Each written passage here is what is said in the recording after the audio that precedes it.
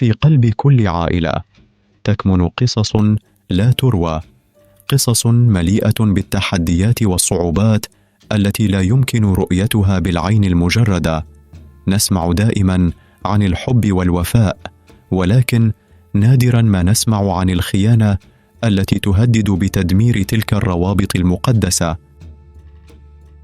فماذا يحدث عندما تنكسر الثقة في وسط العائلة؟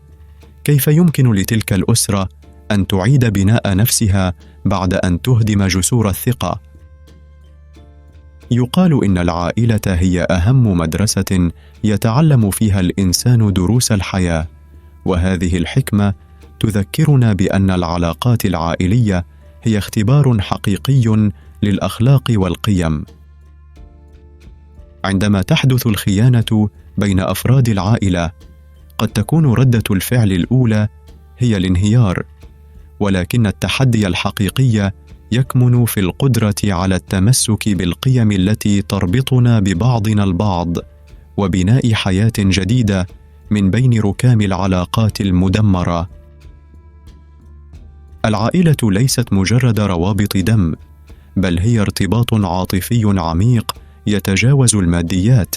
إننا نتعلم أن الخيانة رغم ألمها يمكن أن تكون لحظة فارقة تدفعنا لمراجعة أنفسنا وتفكيرنا في معنى التضحية والغفران. في تلك اللحظات المظلمة يكون التفاهم والحوار هما الأداة الأساسية للتغلب على الألم وإعادة بناء ما تهدم. يقول نيلسون مانديلا: القدرة على الغفران هي أعظم قوة يمتلكها الإنسان، ففي قلب الغفران تكمن قوة الحب العائلي. عندما تواجه العائلة الخيانة، يبرز السؤال: هل يمكن للحب أن يتغلب على هذا الجرح؟ الجواب يكمن في التفاني والإصرار على التمسك بما هو أهم من الجروح، وهي الرغبة في الحفاظ على العائلة والروابط التي لا تقاس بالمال أو الممتلكات، بل بالحب الحقيقي والتضحية. في قصة اليوم نتعلم أن الحياة مليئة بالاختبارات، وأن اللحظات التي نتخذ فيها القرارات الصعبة هي ما يحدد من نحن. نتعلم أن الخيانة ليست النهاية، بل قد تكون بداية جديدة لبناء عائلة أقوى وأكثر ترابطاً. ففي تلك الأوقات تظهر القوة الحقيقية للإنسان، وهي ليست القوة الجسدية، بل القوة الداخلية التي تمكنه من تجاوز الصعوبات والعمل على إعادة بناء ما تهدم بروح الحب والغفران. في حياتنا نواجه أحياناً مواقف تشكل اختباراً حقيقياً لأخلاقنا وشخصياتنا.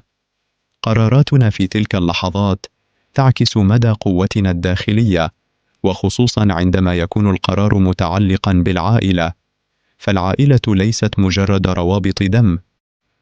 إذن ما الذي يجعل العائلة حقاً عائلة؟ هل هي الروابط المادية، أم هي المحبة الصادقة والتفاني؟ اليوم نروي لكم قصة مليئة بالتحديات العائلية. ستأخذنا هذه القصة في رحلة مليئة بالمفاجآت والعواطف، لتكشف لنا عن قوة الإرادة، التضحية، ومعنى أن تكون العائلة هي الدافع وراء أفعالنا. استعدوا لاكتشاف كيف يمكن للحب الحقيقي أن يتغلب على الجحود، وكيف يمكن للإنسان أن يبني حياة جديدة حتى من بين ركام الماضي. فلنبدأ الآن.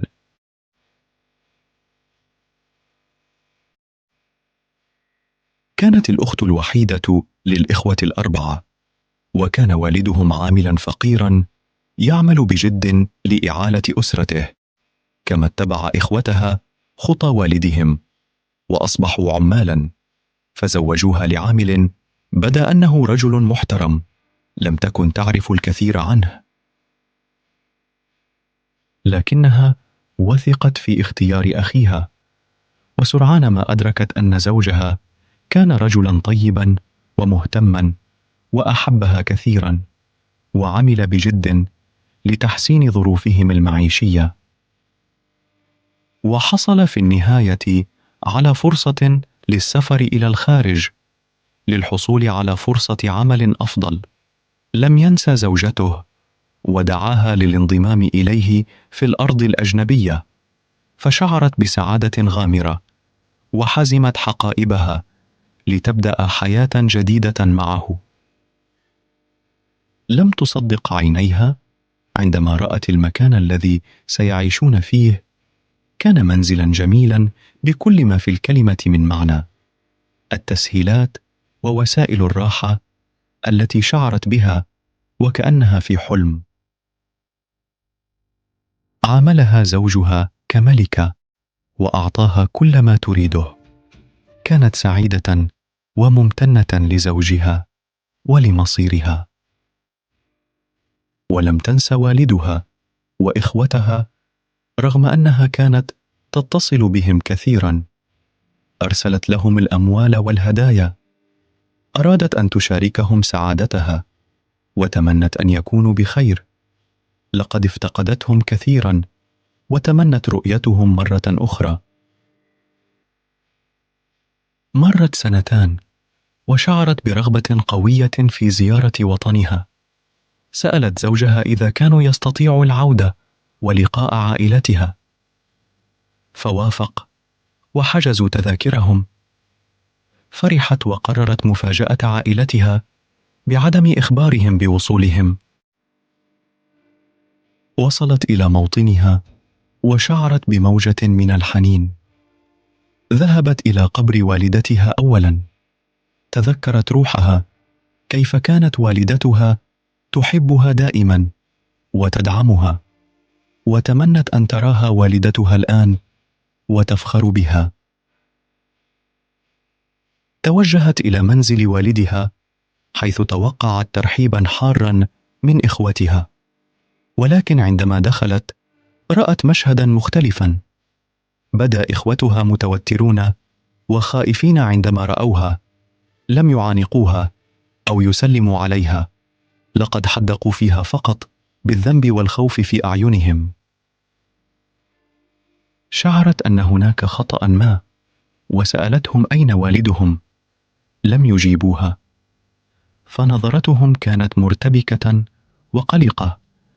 فسألت أحد الجيران الذي كان يمر بها وأخبرها بالحقيقة الصادمة. فقد طرد إخوتها والدهم من منزله وباعوا ممتلكاته وأنفقوا المال على أنفسهم وتركوا والدهم ورحلوا. كان يعيش الآن في كوخ صغير في منطقة عشوائية، ولم يكن لديه من يعتني به أو يحبه. لم تصدق ما سمعته. شعرت بالغضب والخيانة من قبل إخوتها. كيف يمكنهم فعل ذلك بوالدهم؟ كيف يمكن أن يكونوا بهذه القسوة والأنانية؟ ركضت إلى الكوخ الذي كان يقيم فيه والدها، ووجدته مستلقيا على مرتبة قذرة. بدا ضعيفا وهزيلا، وكانت الدموع في عينيه عندما رآها. كان سعيدا وحزينا في نفس الوقت. كان سعيدا برؤية ابنته بعد 2 عام، وحزينا لرؤيتها تتألم من حالته. حاول إخفاء مشاعره وابتسم لها واحتضنها وأخبرها كم يفتقدها وكيف هو فخور بها. لم تستطع حبس دموعها وبكت معه. أخبرته كم تحبه وكم كانت آسفة لعدم وجودها بجانبه. أخبرته أنه لم يعد مضطرا للعيش في هذا الكوخ بعد الآن. أخبرته أنه سيأتي معها ويعيش معها ومع زوجها. أخبرته أنه يستحق حياة أفضل وأنها ستمنحه إياها. تأثر بكلماتها وبكى بشدة. أمسك بيدها وقال شيئا كسرها. قال: يا قلب ابنتي الحبيبة، لقد أمضيت حياتي كلها أحارب مصاعب الحياة، ومررت بالكثير من الألم والمعاناة، ولكني لم أستسلم أبداً،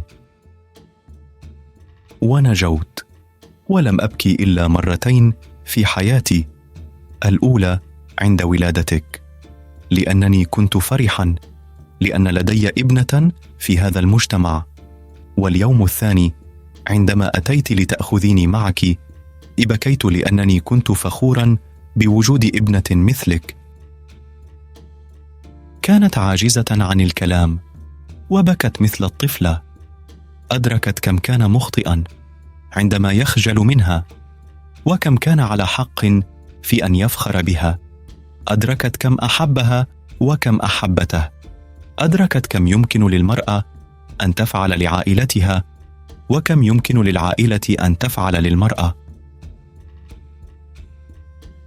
احتضنته وشكرته لأنه والدها. أخذته معها وغادرت الكوخ. تركت وراءها إخوتها الذين خانوا والدهم. تركت وراءها وطناً واجهت فيه التمييز والظلم. تركت ماضيها وانتقلت إلى مستقبلها. ذهبت إلى زوجها الذي كان ينتظرها بالخارج. ابتسم لها ورحب بوالدها وأخبره أنه سعيد بوجوده معهم. قال لها أنه فخور لكونك زوجتي.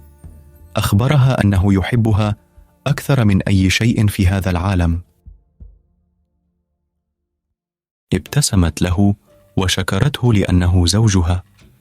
أخبرته أنه أفضل شيء حدث لها. أخبرته أنه كان سبب سعادتها ونجاحها. أخبرته أنها تحبه أكثر من أي شيء في هذا العالم. ركبوا الطائرة وطاروا بعيدا. طاروا بعيدا عن الظلام ونحو النور. طاروا بعيدا عن الحزن ونحو السعادة. طاروا بعيدا عن الكراهية ونحو الحب. طاروا مع والدها الذي كان نعمة لها. طاروا مع ابنته التي كانت فخره. طاروا مع زوجته التي كانت حياته. كما ترى في الحياة وفي حياتك، في كل رحلة تكون النهاية دائما نقطة تحول، حيث تجتمع الأقدار لتكشف عن الدروس العميقة. وكما في بداية كل قصة، تكون النهاية ليست سوى بداية جديدة لطريق آخر. العائلة التي كانت يوما مصدرا للأمان والحب قد تصبح في لحظة اختبارا صعبا لإيماننا بالقيم التي تربينا عليها. في اللحظة التي اختارت فيها الابنة أن تأخذ والدها بعيدا عن ألمه وعن خيانة أبنائه الآخرين، كانت قد اتخذت قرارا يتجاوز المشاعر العادية. لم يكن قرارها مجرد إعادة والدها إلى حياة كريمة، بل كان تأكيدا على أن الروابط العائلية الحقيقية ليست مجرد صلات دم، بل هي روابط تصنعها المحبة والوفاء. العائلة ليست مكانا يجتمع فيه البشر، بل هي حقل نزرع فيه بذور الأخلاق والرحمة. وكمثل ذلك الحقل، فإننا نحتاج دائما إلى رعاية تلك البذور. في تلك اللحظات التي تواجهنا فيها الخيانة، نجد أنفسنا أمام اختيار حاسم: هل نسير في طريق الانتقام والهدم، أم نختار طريق الغفران والبناء؟ الخيانة التي عانت منها الابنة من إخوتها لم تكسرها، بل منحتها فرصة لتعيد التفكير في قيمة العائلة. فقد أدركت أن العائلة ليست بمن كان قريبا منها في الدم، ولكن بمن كان قريبا منها في القلب. في تلك الرحلة لم تكن فقط تستعيد والدها، بل كانت تستعيد نفسها، تستعيد قدرتها على الحب والعطاء رغم كل ما مر بها. وفي قلب كل تلك الأحداث يبقى سؤال واحد: ماذا يعني أن تكون عائلة؟ ربما الإجابة ليست بسيطة، فالعائلة ليست مجرد كلمة، بل هي فعل يومي، قرار نتخذه في كل لحظة لنكون جزءاً من حياة من نحب. وفي تلك القرارات التي تبدو بسيطة، مثل العودة لإنقاذ والدها، تتضح ملامح الحب الحقيقي. الابنة وزوجها ووالدها وهم في طريقهم إلى بداية جديدة كانوا يمثلون رمزاً للقوة التي يمكن أن تولد من رحم الألم. فعلى الرغم من خيانة إخوتها، قررت الابنة أن تتجاوز الألم وأن تبني عائلة جديدة تستند إلى المحبة والتفاني.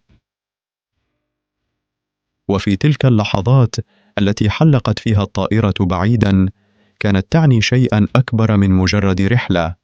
كانت تعني أن الإنسان قادر دائماً على النهوض، قادر على تجاوز العثرات والمضي قدماً في طريق مليء بالأمل. في النهاية، تبقى الحياة اختباراً لنا جميعاً. ليست الخيانة هي النهاية، بل هي نقطة تحول، إما أن تدفعنا لنكون أفضل أو تجعلنا نغرق في الظلام. الابنة اختارت النور، اختارت أن تكون هي من يعيد البناء. وفي تلك الرحلة تعلمت أن الحب لا يعني فقط أن نكون مع من نحب، بل أن نغفر وأن نعيد بناء الجسور التي تهدمت. وهكذا انتهت القصة، ولكنها كانت بداية لرحلة أخرى، رحلة تتعلم فيها العائلة أن الحب الحقيقي لا يعرف حدوداً، وأنه رغم كل الصعاب يبقى الأمل دائماً موجوداً، ينتظر من يمد يده ليجده. نتمنى لك حياة أفضل يوم بعد يوم.